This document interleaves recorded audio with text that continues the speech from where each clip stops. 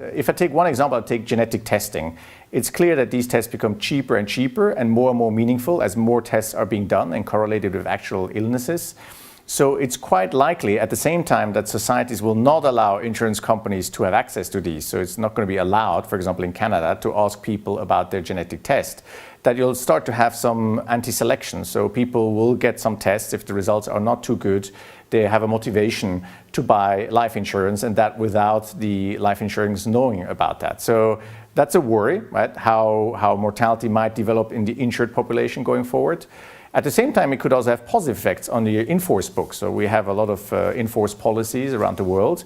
And if people are doing genetic testing and can prevent some illnesses from breaking out or dealing with them, that could have a positive effect. So you can see both positive and negative effects coming from new technologies, but it's quite clear that they will have an impact.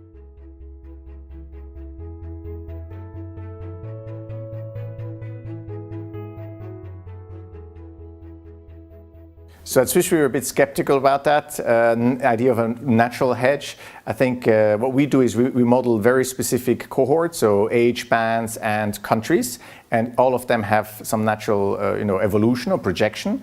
The most of the policies are not exactly in the same buckets. So you tend to have younger people in the mortality bucket and then older people in the longevity bucket, and these are different cohorts. They might have some different trends. This said, there is a little bit of anticorrelation because sometimes, for example, in the US, we have also older population who buy mortality for estate planning purposes, and that is probably, that mortality is probably correlated to the one of older UK people. And so when we model all of that, we get to some level of anticorrelation, but it's not a perfect hedge by any means.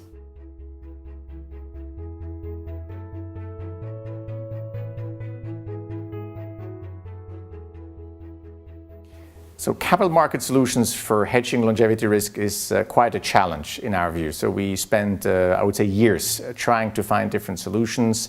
The main issue is that capital markets the appetite for very long-term bonds is limited, plus that those who would be interested in long-term bonds are mostly pension funds who actually have a lot of longevity already on their books. So it's not a natural hedge, it's actually more a correlated risk.